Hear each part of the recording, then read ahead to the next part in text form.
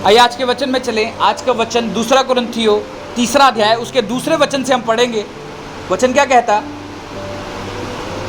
हमारी पत्री तुम ही हो जो हृदय पर लिखी हुई है और उसे सब मनुष्य पहचानते हैं और पढ़ते हैं, पर प्रकट है कि तुम मसीह की पत्री हो जिसको हमने सेवकों के समान लिखा है और जो स्याही से नहीं परंतु जीवते परमेश्वर की आत्मा से, पत्थर की पट्टियों पर नहीं परंतु हृदय की मांस रूपी पट्टियों पर लिखी हुई है।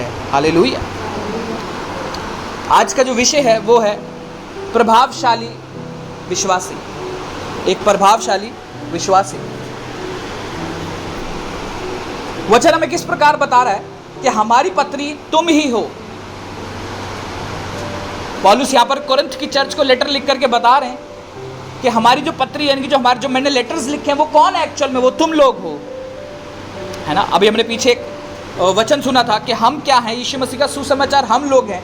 लोग हमारे एक्शन को क्या करते हैं? सबसे पहले देखते हैं कि ये व्यक्ति कैसा है ना, ये व्यक्ति कैसा है। तो हम पौलुस भी क्या बता रहा है कि कोरिन्थ की चर्च को कि हमारी पत्री तुम ही हो जो हृदय पर लिखी हुई है और उसे सब मनुष्य पहचानते और पढ़ते हैं। हालेलुया। क्या आज हम यीशु मसीह की पत्री हैं जिसको देख करके वह पढ़ सकते हैं परमेश्वर के बारे में, है ना? क्या आज हमें देख करके लोग परमेश्वर को पढ़ सकते हैं या नहीं?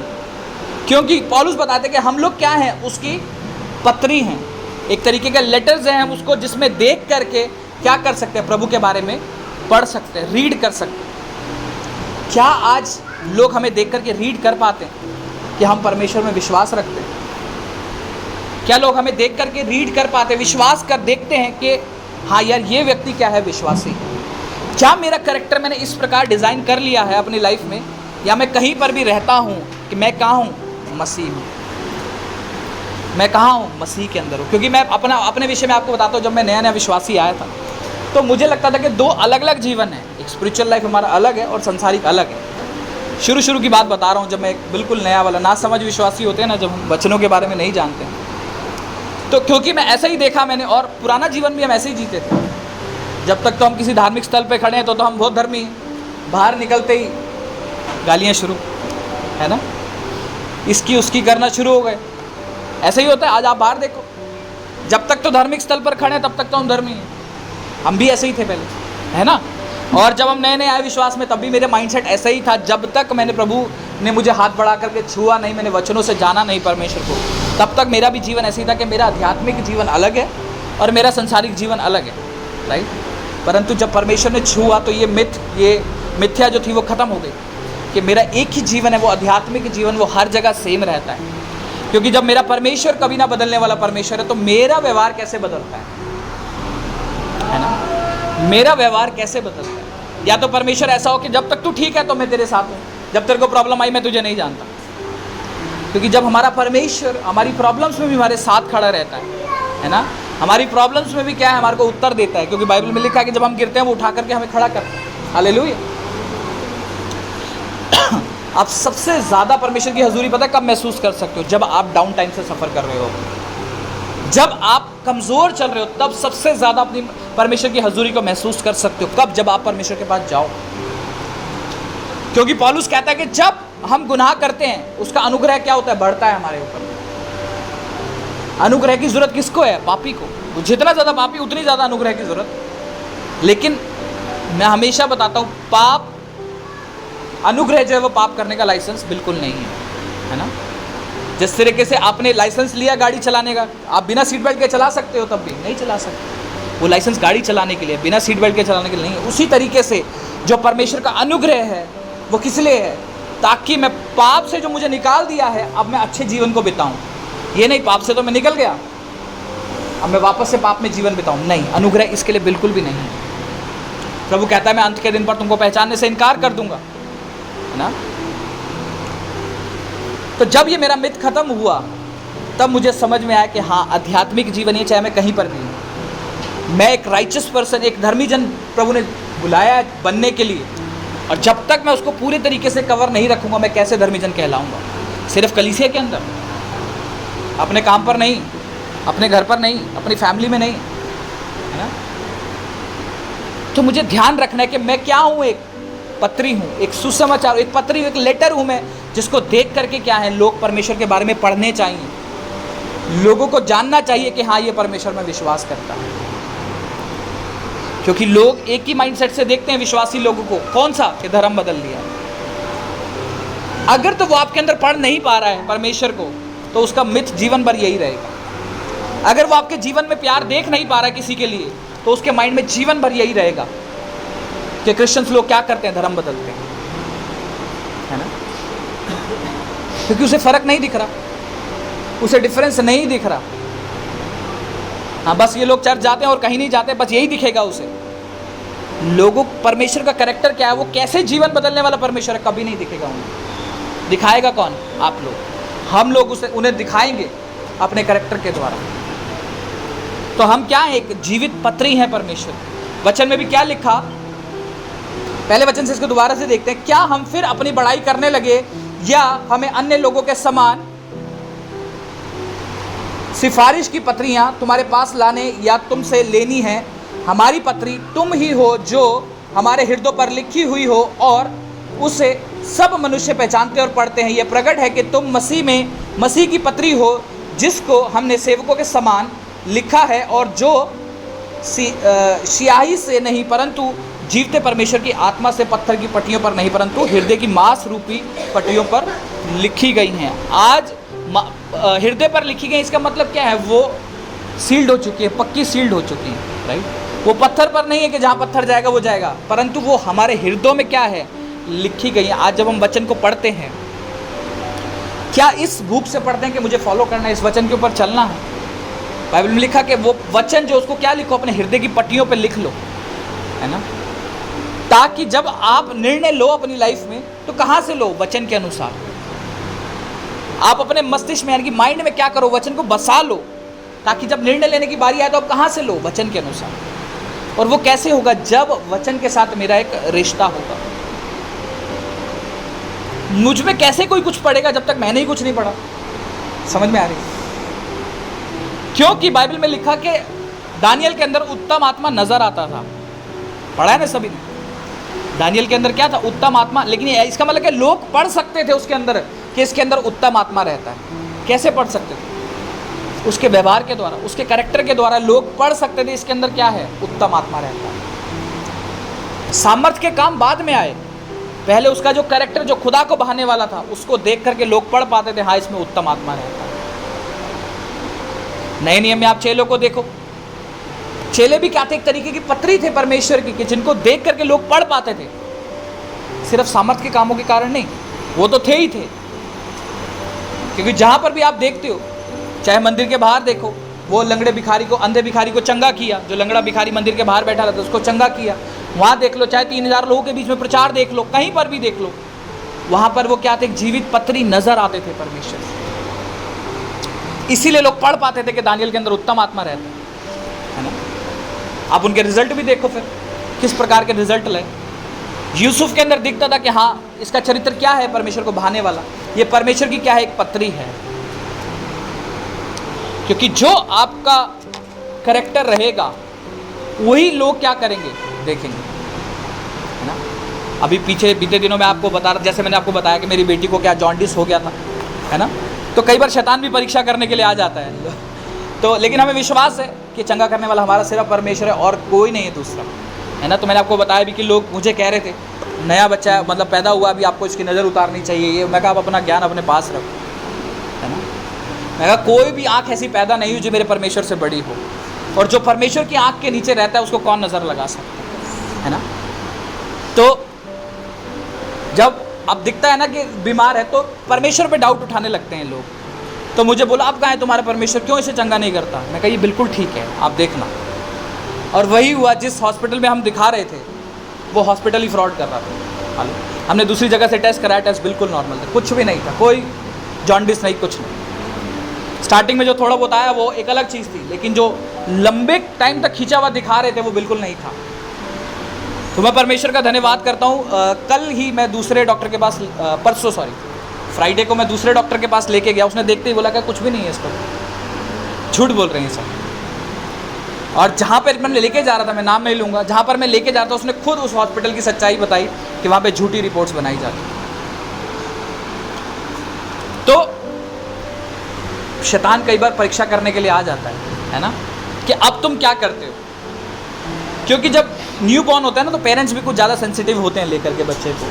डाउट आता है कि हाँ चल बीमार है, ये लोग कह रहे हैं तो हम करके देख लेते हैं। परंतु हम परमेश्वर के, मैं और मेरी वाइफ ने कहा कि नहीं, हमारा परमेश्वर ही चंगा करने वाला और कोई नहीं है। जितना मर्जी कोई हमारे लिए कुछ बोल ले, लेकिन जो चंगा करता है वो सिर्फ परमेश्वर है।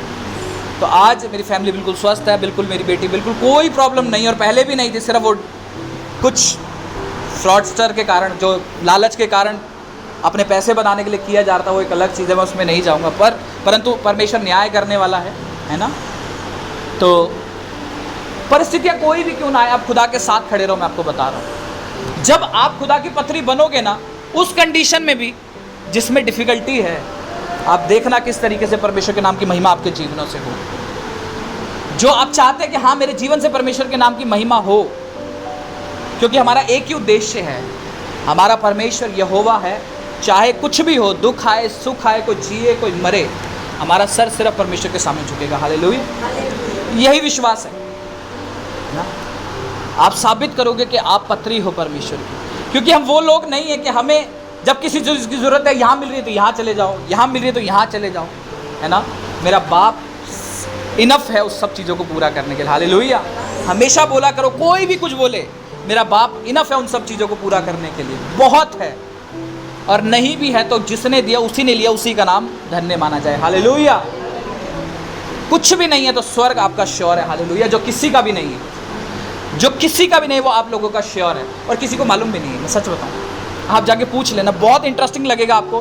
किसी से पूछ लेना, भाई आप स्वर्ग जा सकते हो, वो कहेगा देखेंगे, समय बताएगा, हमारे कर्म बताएंगे। एक विश्वासी लोग ही हैं जो बता सकते हैं कि हम स्वर्ग जाएंगे। हालेलुया, क्योंकि मेरे बाप ने मुझसे वादा किया है। हालेलुया, मेरे स्वर्गीय बाप ने मुझसे वादा किया है। क्योंकि जिसका है, मैं हमेशा कहता हूँ, जिसका है उसने वादा कर दिया है, और जिसका है वो लेके भी जाएगा। आप बाहर निकल के किसी से भी पूछ लो, ब्रदर आप स्वर्ग जाओगे या नरक, वो कहेगा वो तो डिसाइड होगा, देखेंगे। कोई नहीं कहेगा कि हाँ मैं जाऊँगा, लेकिन हम लोग कह सकते हैं हम जाएंगे। हालेलुया, क्योंकि जिसका है उसने वादा कर दिया है और वो वादा अपना पूरा करेगा। हालेलुया, लेकिन हमारी तैयारी में कमी नहीं होनी चाहिए। हमारा जीवन का एक पत्री के समान होना चाहिए, जो कि पौलुस आगे कोरिन्थ की चर्च के जो लीडर जहाँ पे ठहराए थे, उनको भी यही बात बता रहे कि तुम क्या हो, एक मसीह की पत्री हो। अपने कैरेक्टर को क्या करना, वैसा ही रखना। कोई मत समझना कि मैं कुछ कर रहा हूँ, मैं कुछ कर रहा हूँ, कि आपको एक आइडेंटिटी बन के रहना है। वो किसकी? परमेश्वर की, ताकि आपके कैरेक्टर को देख करके क्या हो सके, लोग पढ़ सके। आपके कैरेक्टर को देख करके क्या हो सके, लोग जान सके। अब वो पत्री हम किस तरीके से बन सकते हैं, उसका क्या प्रोसीजर है, क्योंकि हर एक चीज़ को करने का एक तरीका होता है। मैं हमेशा आपको तरीका ज़रूर बताता हूँ कि ये चीज़ को आपको फॉलो करना बहुत ज़रूरी है। मुझे बनना तो है, परंतु कैसे, क्या फॉलो करूँ मैं, क्या ऐसे बेसिक्स होने चाहिए जिसकी वजह से वो दिखाई भी दूँ एक पत्री। सबसे पहला, always be in a good relationship with God. हमेशा परमेश्वर के साथ रिश्ते में क्या करो, बढ़ाओ अपने आप को। Build your relationship with God. अपना जो रिलेशन है वो परमेश्वर के साथ क्या करो, ग्रो करो, उसको बढ़ाओ। हमेशा आपका फोकस रहना चाहिए। कौन कौन मेहनत करता है प्रभु के साथ रिश्ते को बढ़ाने के लिए? अभी हाथ सच्चे खड़े करना, मैं पूछ लूँगा कैसे करते हो, बताओ सिस्टर कैसे करते हो, जब बाकी सबको सीखने को मिलेगा। प्रार्थना से। और कुछ?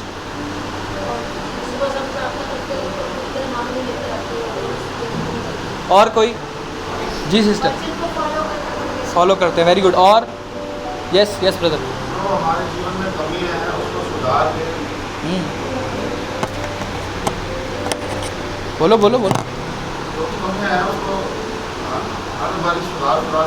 बहुत अच्छा बहुत अच्छा। और कोई? और किसी ने भी? हाँ बोलो ब्रदर। और नए भेद लेके। और कोई? यस जी सिस्टर। डिपेंडेंस के ऊपर, हाँ वेरी गुड, परमेश्वर का धन्यवाद हो। हाँ जी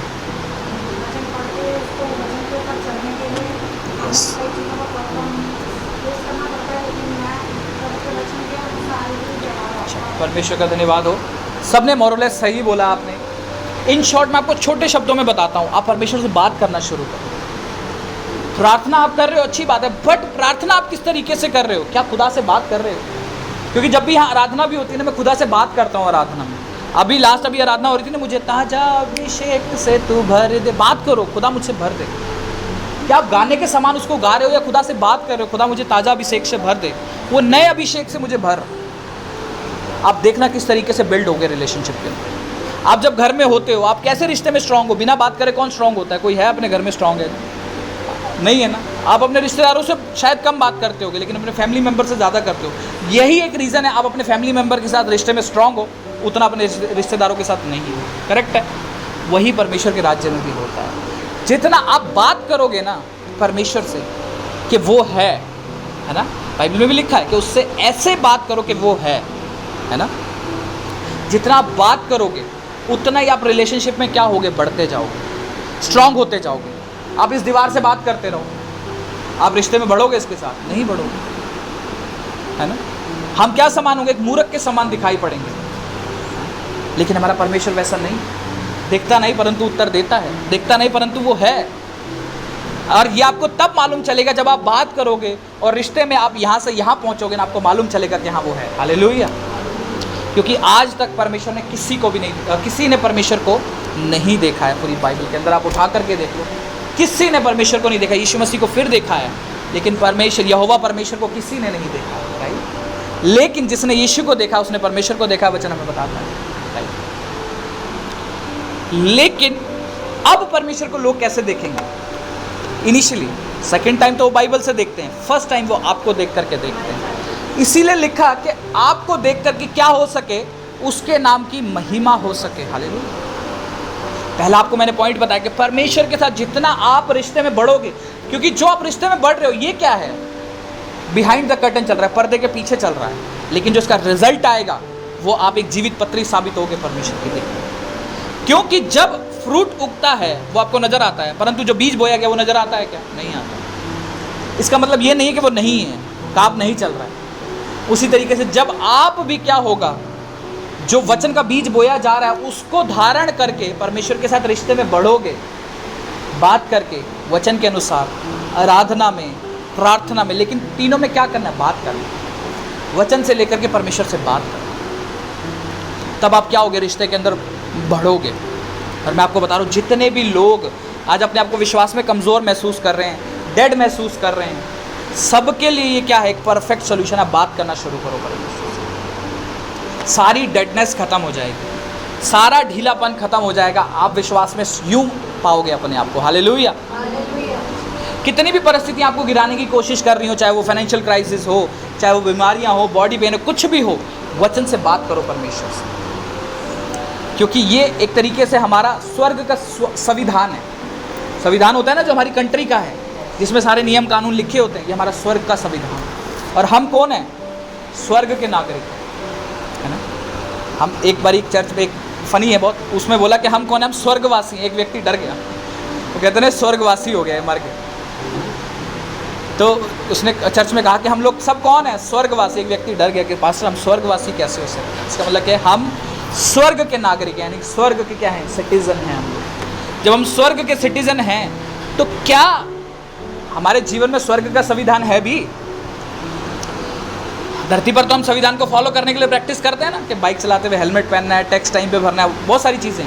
बट क्या मैं स्वर्गीय संविधान को फॉलो करता हूँ? क्या मैं पवित्रताई को फॉलो कर रहा हूँ जो मेरा स्वर्ग का संविधान मुझे बता रहा है? कहाँ लिखा हमारे संविधान में कि पवित्रताई को फॉलो करो? कहीं लिखा है? कहाँ लिखा है उसमें कि एक्स्ट्रा रिलेशन मत बनाओ आप? लिखा है कहीं? कहीं नहीं लिखा। लेकिन हमारे स्वर्ग के संविधान में लिखा है। जब मैं संसार के संविधान को फॉलो कर सकता हूँ, है ना, तो क्या मुझे परमेश्वर के संविधान को फॉलो करने में दिक्कत है? इसीलिए मुझे अपने आप को क्या करना है? परमेश्वर के साथ रिलेशनशिप में बिल्ड करना है, और संविधान को, जो हमारा वचन है, उसको अपनी लाइफ में क्या करना है? उतारना है, हृदय की पट्टियों पे लिखना है। सिर्फ ऐसे नहीं पढ़ा और गायब, जैसे मैंने आपको आराधना भी बताई कैसे करनी है, अभी परमेश्वर से बात करनी है, मुझे ताज़ा अभिषेक से भर परमेश्वर, है ना। अक्सर हम गाने की तरह उसको गाते हैं सब, लेकिन वो एक वार्तालाप है, यानी कि बात है परमेश्वर के साथ, है ना। एक सॉन्ग है ना, मैंने कुछ करनी है बात यीशु आज तेरे साथ। तो आराधना भी क्या है, एक बात करने का तरीका है प्रभु से, प्रार्थना भी वही है, ठीक है, ताकि मैं उस रिश्ते में बढ़ सकूं। क्योंकि अगर मैं चाहता हूं कि मैं, कौन चाहता है कि मैं एक पत्री के समान दिखूं परमेश्वर को, है ना, एक इफेक्टिव बिलीवर बनूं, एक प्रभावशाली बिलीवर बनूं। प्रभावशाली कौन होता है? जो दूसरे पर प्रभाव डाल सके, है ना। प्रभाव तो जरूर डलेगा आपका सामने वाले पर, या सामने वाले का आप पे जरूर डलेगा, देख लेना। लेकिन अब मायने रखता है कि मेरा प्रभाव उस पर जाएगा या उसका मेरे पे आएगा। अगर तो मैं परमेश्वर के साथ जुड़ा हुआ हूँ, रिश्ता मेरा अच्छा बढ़ा रहा हूँ, मैं उसको मेहनत कर रहा हूँ प्रभु के साथ, तो मेरा प्रभाव सामने वाले पे जाएगा। देखना, सामने वाले का मुझ पर नहीं आ सकता, उसको भी आपको बाउंड करके रखना पड़ेगा, है ना। आप कितना ज़्यादा समय संसारिक संगति में बिता रहे हो, वही डिपेंड करेगा कि आप अपना प्रभाव दे के आ रहे हो या लेके आ रहे हो। क्योंकि अगर मेरा सारा समय मेरी संसारिक संगति में ही जाता है, जहाँ पर संसारिक एंजॉयमेंट की बात होती है सारी, तो मैं क्या लेकर के आऊँगा? वही जो वहाँ पे चल रहा है। क्या मैं अपना दे के आ सकता हूँ उसे? नहीं। अपना प्रभाव उसको दे, मेरा खुद प्रभाव खराब हुआ पड़ा है, मैं उसको क्या दे के आऊँ? मेरा खुद रिलेशनशिप नहीं है खुदा के साथ, आप कभी प्रभाव नहीं दे पाओगे, आप कभी वो इफेक्टिव बिलीवर नहीं बन पाओगे जब तक हम खुदा के साथ रिश्ते में मजबूत नहीं है ना। क्योंकि प्रभु के राज्य में दिखावा थोड़े ही टाइम का है, देखना, दिखावा थोड़े ही टाइम का, सब चीज़ें रिवील होती हैं। बाइबल में लिखा कि कोई भी दिया जलाकर क्या है, खाट के नीचे नहीं रखता, छुपा के नहीं रखता, उसे ऊपर रखता है। और जब वो ऊपर रखा है तो क्या दिखेगा? नहीं दिखेगा, बिल्कुल दिखेगा। आप लोग सब ज्योति हो, आप बुझी हुई हो या जलती हुई हो, वो खाट के ऊपर तो रखे ही, वो पता लग जाएगा, ठीक है ना। तो ये मत सोचो कि हम खाट के नीचे रख देंगे, छुप जाएंगे, पीठ पीछे कुछ भी करेंगे तो कुछ नहीं होगा। समय आएगा, फल रिवील कर देंगे, सब कुछ जो फ्रूट्स हैं वो रिवील करेंगे, जो हमारे फल निकलेंगे वो रिवील कर देंगे सब कुछ। कि जब बीज बोया गया था, क्या उसके साथ जंगली बीज भी थे? क्योंकि पता कब लगेगा, शुरू में नहीं पहचान पाओगे आप। लेकिन जो पर्सन है, जब वो वचन को सुनने वाला, पढ़ने वाला है, वो पहचान पाएगा। अब उसके बाद उस पर निर्भर करता है कि मैं इग्नोर करूं या मैं समझ जाऊं कि यार ये जंगली बीज है, मुझे हटाना है, ताकि जब फल खाने का समय आए मैं अच्छा फल खाऊं। मुझे गलत रिश्तों से साइड होना है, ताकि जब मेरी मैरिज हो मैं एक आनंद की ज़िंदगी काटूं अपने हस्बैंड, अपने वाइफ के साथ। मैं आज पवित्रताई में चलूं, उस जंगली बीज को अपनी लाइफ से हटाऊं, है ना। पवित्रताई क्या अच्छा बीज है, उसी पवित्रताई में ग्रो हूं, ताकि जब मेरी मैरिज होए तो वो एक परफेक्ट एग्जाम्पल बने, जो कि आज के ज़माने पे नहीं है। आप देख लो, सबसे बदनाम रिश्ता है कि नहीं। इतना कुछ मार्केट में चल रहा है, मैं आपको बता नहीं सकता, है ना। कोई प्रॉब्लम नहीं है, वाइफ का रिलेशन किसी और के साथ हो, हस्बैंड को, हस्बैंड का किसी और के साथ, कोई प्रॉब्लम नहीं है ना। आप एक प्रोग्राम भी देखते हैं ना, वो एक पर्सन है जिसकी दो वाइफ है, दोनों साथ में रहती हैं, क्या नाम है उसका, बच्चे भी हैं उसके, है? पता नहीं अब कौन है, तो दोनों वाइफ उसके साथ रहती हैं, ठीक है। तो क्या सोसाइटी सीख रही है बताओ? तो प्रभु ने आप लोग को रखा एक राइट एग्जाम्पल देने के लिए। आप जो भी हस्बैंड वाइफ है उन सबको रखा है एक राइट एग्जाम्पल देने के लिए कि हस्बैंड वाइफ ऐसे नहीं होते जो लड़ते हैं, हस्बैंड वाइफ ऐसे होते हैं जो प्यार से रहते हैं, ठीक है। तो आप भी समझो कि आप अकेले तो पत्री हो ही हो, आप हस्बैंड वाइफ भी एक पत्री हो। क्योंकि बाइबल में लिखा कि बाद में, शादी के बाद क्या होंगे, दोनों एक तन होंगे। आप दो नहीं हो, दो में एक हो, तो आप दोनों भी क्या हो, एक पत्री हो। ये भी ध्यान रखना, ठीक है, जो एक गुड एग्जाम्पल सेट करने के लिए बुलाए गए। समझ में आ रहा है सबको बच्चों? तो अपने आप पे हमेशा ध्यान रखा करो कि मैं क्या हूँ, एक पत्री हूँ। लोग मुझ में से पढ़ेंगे। पत्री क्या मतलब, लेटर जो होते हैं, जो पौलुस लिखता था, परमेश्वर के बारे में लिखता था ना, तो वो लेटर्स आपके हृदय पे होने चाहिए, वो लेटर आपके चाल चलन के अंदर होने चाहिए, ताकि आपको देख के पढ़ सके लोग। और उसका मैंने आपको एक सीक्रेट बताया, किस तरीके से होगा वो, जब हम परमेश्वर के साथ रिश्ते में बढ़ेंगे। और रिश्ते में समझ आया कि वो कैसे बढ़ेंगे, जब हम परमेश्वर से बात करें, क्योंकि अपने आप से कुछ नहीं होने वाला, है ना। कुछ नहीं, एक परमेश्वर जीनी नहीं है, आपने चिराग रगड़ा और हो गया, ऐसा नहीं होगा कभी भी। आपको खुदा के पास जाना पड़ेगा, उससे बात करनी पड़ेगी, है ना। भागने से कुछ नहीं। अक्सर हम क्या करते हैं, भागने लग जाते हैं। मैं हमेशा आपको बताता हूँ, खुदा से नहीं, खुदा की तरफ भागो। भागो ज़रूर, लेकिन खुदा के पास भागो, क्योंकि वो प्रभु है हमारा, जो हमारे को करेक्ट करता है, हमारे को सही करता है ना। अक्सर हम गलती करके भागने लग जाते हैं प्रभु की तरफ से।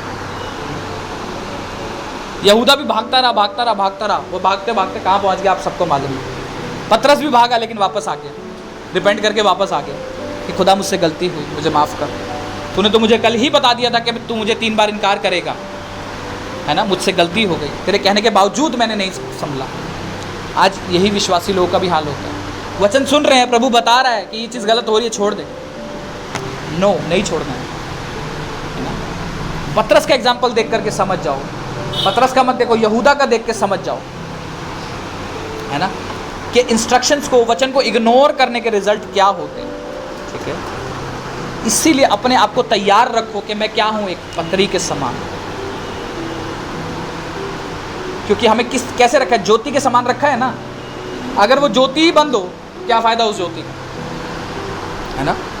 अरे वो लाइट ही काले कलर की हो, है ना, सोचो बल्ब है काले कलर का है, उसका क्या मतलब, दिन में जलाएंगे उसका कोई फ़ायदा है। अब ये लाइट जल रही है, वाइट कलर की नज़र आ रहा है ना सबको। अगर यही काले कलर की लाइट हो, या बीच में वाइट फिर काला फिर काला फिर वाइट ऐसे हो, तो क्या इसकी खूबसूरती नज़र आएगी, या हमारे को साफ़ सुथरा नज़र आएगा? नहीं आएगा। आज विश्वासी लोगों की लाइफ ऐसी हो रही है, आधी ज्योति फिर काला, फिर ज्योति फिर काला, है ना। संडे को हम विश्वासी हैं, मंडे को फिर अविश्वासी, ट्यूसडे को फिर थर्सडे फिर कोई मीटिंग हुई तो फिर हम विश्वासी हो गए, किसी विश्वासी भाई बहन से बात हुई फिर विश्वासी हो गए, फिर संडे को फिर विश्वासी, फिर मंडे को फिर अविश्वासी। ऐसे नहीं चलो परमेश्वर। प्रभु का वचन कहता है या तो ठंडे हो जाओ या गर्म हो जाओ, क्योंकि बहुत ही जल्द वो क्या है, उगलने पर है। ठीक है, इसीलिए अपनी लाइफ को क्या करो, क्योंकि जब पौलुस का भी एनकाउंटर हुआ था परमेश्वर के साथ, याद आप सभी को प्रेरितों के कार्य जब हम पढ़ते हैं, प्रेरितों के कार्य उसके 9वें अध्याय में जब तीसरे से लेकर 6ठे वचन तक पढ़ते हैं, जब पौलुस का एनकाउंटर, जब उसका नाम क्या था, शाऊल था, जब उसका एनकाउंटर हुआ यीशु मसीह के साथ, यीशु मसीह ने बोला तू मुझे क्यों सताता है। तब उसके बाद क्या हुआ था, 3 दिन तक क्या रहा उसके साथ, अंधा हो गया था, है ना। 3 दिन तक वो अंधा रहा, लेकिन जब उसकी आंखें खुली तो वो एक तैयारी में गया परमेश्वर के साथ, उस रिश्ते के अंदर बिल्ड करने को गया अपने आप को। आज हम उसको पत्री के समान पढ़ते हैं पौलुस को, आप देख रहे हो वचन, हम उसको क्या है, पत्री के, एक लेटर के समान पढ़ते हैं, क्योंकि पौलुस ने वो साबित किया हर एक चीज़ को। वो वचन के लिए उसने मार भी खाई, जो पहले विश्वासी लोगों को मारा करता था, उसने वचन के लिए पत्थर तक खाए, मालूम आपको। और उसने कितनी ताड़ना तक सही है मालूम, किस लिए, ताकि एक आदर्श ठहर सके वो हम लोग के लिए। जैसे यीशु मसीह, बाइबल में लिखा कि यीशु मसीह भी क्या है, हमारे लिए एक आदर्श बन गया, है ना। उसी तरीके से पौलुस भी हमारे लिए एक आदर्श ठहरा कि किस तरीके से मसीह दौड़ को दौड़ा जाता है, सेवा को किस तरीके से किया जाता है ना, किस तरीके से अपने कैरेक्टर को साफ सुथरा रखा जाता है, किस तरीके से विश्वासी डिसाइपल्स आगे बनाए जाते हैं, वो भी हमारे लिए क्या बनाएगा, आदर्श बना। तो हमें भी अपनी लाइफ को क्या करना है, अपनी पत्रियों को क्या रखना है, साफ रखना है। एक कहते हैं ना, अपने बिछोने को निष्कलंक रखो, बाइबल कहती है। उसी तरीके से हमें भी अपनी जो हृदय रूपी पट्टियां हैं उनके ऊपर वचन को लिख के अपने शरीर को साफ रखना है, ताकि जब लोग पढ़ें तो वो क्लियर परमेश्वर को पहचान पाएँ। वो नहीं वो जैसे आधा सफ़ेद आधा काला, आधा सब वो वाला नहीं, वो क्लियर परमेश्वर को पहचान पाएँ आपको देख कर, है ना। वही पौलुस क्या है, कोरिन्थ की चर्च को एनकरेज कर रहा है। ठीक है, एक वचन निकालेंगे हम, गलातियों की किताब,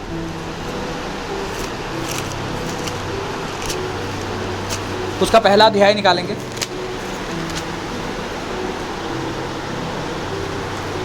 पंद्रहवें वचन को पढ़ेंगे। क्या लिखा वचन में, परंतु परमेश्वर की, जिसने मेरी माता के गर्भ ही से मुझे ठहराया और अपने अनुग्रह से बुला लिया, जब इच्छा हुई मुझ में अपने पुत्र को प्रकट कर। ध्यान से सुनना, ये वचन को बहुत इंपॉर्टेंट है। ये किसके विषय में बताया जा रहा है, पौलुस के विषय में। गलातियों की किताब किसने लिखी है, ठीक है, उसके विषय में बताया जा रहा है। वचन देखना क्या बताता है, पौलुस ये लिख रहे हैं यहाँ पर, परंतु परमेश्वर की जिसने मेरी माता के गर्भ से ही मुझे ठहराया और अपने अनुग्रह से बुला लिया, जब इच्छा हुई मुझ में अपने पुत्र को प्रकट करे कि अन्य जातियों में मैं उसका सुसमाचार सुनाऊं, तो मैंने मांस और लहू की सलाह ली और मैंने मांस और लहू की सलाह ली और ना यरूशलेम को उनके पास गया जो मुझसे पहले प्रेरित थे, पर तुरंत अरब को चला गया और फिर वहाँ से दमिश्क को लौट आया। फिर 3 वर्ष के बाद मैं कैफा से भेंट करने के लिए यरूशलेम गया और उसके पास 15 दिन तक रहा। आगे आप पढ़ लेना, आगे उसकी जर्नी के ऊपर ही वो बता रहे हैं पौलुस यहाँ पर। लेकिन वचन से आप क्या समझते हो कि जब पौलुस को परमेश्वर ने क्या हुआ, यीशु मसीह को उसके ऊपर प्रकट किया, लिखा है ना, जब अपने पुत्र को मेरे ऊपर क्या किया, प्रकट किया, और मुझे कहाँ से चुन लिया, मेरी माता के गर्भ से मुझे चुन लिया और मुझ पर ऐसा अनुग्रह किया कि अपने पुत्र को मेरे ऊपर प्रकट किया। यीशु मसीह के साथ नहीं रहा पौलुस, आप सभी को मालूम होना चाहिए, यीशु मसीह के साथ बिल्कुल नहीं रहा। जैसे 12 चेले रहे हैं, पौलुस एक भी दिन नहीं रहा, क्योंकि यीशु मसीह के उठा लिए जाने के बाद पौलुस विश्वास में आया था। तो जब यीशु मसीह को उसके ऊपर प्रकट किया, उसने कहा कि फिर मैंने मांस और लहू से सलाह नहीं ली। जैसे हम देखते हैं कि आज थकावट हो रही है, चल चर्च नहीं जाते, छोड़ना, ऐसा हो रहा है। आज कोई काम आ गया, नहीं जाते, शरीर की सुनते, है ना। बहुत बारिश हो रही है, चर्च नहीं जाते, बहुत ही गर्मी है, चर्च नहीं जाते। मतलब सैकड़ों रीज़न है हमारे पास चर्च ना आने के लिए कोई रीज़न नहीं, हाँ, आने के लिए कोई रीज़न नहीं मेरे पास। वो कहता है मैंने मांस और लहू से सलाह नहीं ली कि मैं क्या करूं।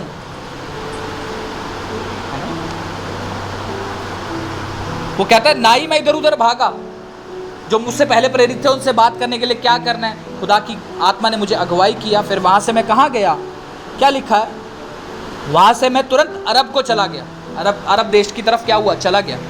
उसके बाद वहाँ से दमिश्क, मतलब वो फिर अपनी जर्नी को एक्सप्लेन कर रहा है ना, कि हम सोचते हैं कि करें ना करें, शरीर साथ देगा नहीं देगा, है ना, कोई काम आ जाएगा, दोस्त बुला लेगा, रिश्तेदार आ जाएंगे, होता है कि नहीं होता। वो कह रहा है मैं ये सब सुना नहीं, मैंने ये चीज़ अपनी लाइफ की, मुझे क्या करना है ना, मैं सलाह लूँ किसी से, अपने क्या करूँ कि मेरा शरीर मुझे क्या बता रहा है, करना चाहिए नहीं कर, मेरी सोच मुझे क्या बता रही है। अब जब मेरा एनकाउंटर हो गया, वचन को मैंने जान लिया, परमेश्वर को मैंने जान लिया, अब किस बात की देर है, अब क्यों मैं अपना जीवन फिर आसमान जुए में फिर से दिए जा रहा हूँ, पुराने जीवन की तरह। कितने जन मानते हैं कि यीशु ही प्रभु है, कितने जन जो अपना जीवन दे चुके हैं प्रभु को। अभी भी डाउट है तो हाथ नीचे कर लो, कोई दिक्कत नहीं है। अभी भी अगर डाउट है तो कोई ज़रूरत नहीं है, प्रभु हमारे हाथ सच्चे चाहता है, हालेलुया। ठीक है, अगर हमारे हाथ सच्चे हैं तो बेस्ट रिजल्ट के लिए तैयार हो जाओ यीशु मसीह के नाम से, आमीन। क्योंकि प्रभु का वचन बताता है कि जब अभी जैसे मैंने आपसे क्वेश्चन पूछा कि कितने लोग मानते हैं कि प्रभु सच्चा है, सबने हाथ खड़ा कर। पौलुस भी ये मान चुका था कि हाँ यही परमेश्वर है। अब उसके बाद पौलुस का करैक्टर देखो, वो कहता है मैं अपने मांस और लहू की नहीं सुनता, ना ही मैं डिस्कशन करने गया क्या करना है, मैं तुरंत अरब की तरफ चला गया, है ना। और उस टाइम, आज जब गाड़ियाँ हैं ना, मेट्रो है, पहले नहीं हुआ करती, पहले या तो गधे या तो पैदल चलो भाई, साइकिल तक नहीं हुआ करती, या तो गधे पे बैठ के जाना पड़ता था या फिर पैदल चलो, ठीक है। और काफ़ी लंबा सफ़र जो है वो पौलुस ने तय किया है, सिर्फ किसके लिए, वचन के लिए, वचन की सेवा के लिए। अब देखो पौलुस ने भी एक्सेप्ट किया, अभी हमने भी हाथ खड़े करें। अब फ़र्क समझो, क्या मेरा जीवन वो मैच कर रहा है, क्या मैं मांस और लहू की सुनता हूँ, क्योंकि पौलुस तो मना कर रहा है, मैं तो नहीं सुनता। क्या हम सुनते हैं मांस और लहू सम टाइम, कि मेरा शरीर मुझे क्या कह रहा है मैं सुनता हूँ, है ना। मेरा शरीर कह रहा है छोड़, संडे सारा दिन तो काम करते हो, संडे चर्च में चले जाते हो, क्या करते हो, है ना। तो उस समय पर मैं किसकी सुनता हूँ, मांस और लहू की, कि चल दोस्तों के साथ घूमने चलते हैं, है ना, गर्मी हो रही है, वाटर पार्क चल लेते है ना, रिश्तेदार आए हुए, चल घूमने चले जाते हैं बाहर, होता है कि नहीं होता है ऐसा। लेकिन संडे किसके लिए है, प्रभु के घर के लिए, प्रभु के भवन के लिए। बाइबल में लिखा कि 6 दिन तो तुम काम करते हो, है ना, और 7वें दिन क्या करो, आराम करो। अभी एक सिस्टर एक एग्जाम्पल बता रही थी, एक ब्रदर का, कह रहे 7वां दिन आराम के लिए होता है, वो घर पे आराम के लिए। वो स्वर्गीय विश्राम के लिए होता है जो हम कलीसिया में करते हैं। हालेलुया। वो विश्राम नहीं जो घर पे हम सोते हैं, ठीक है ना। विश्राम का दिन जो हमारा सब्बात डे जो ठहराया गया है, ठीक है, वो विश्राम का कौन सा विश्राम है? जो हम कलीसिया में प्रभु के साथ करते हैं।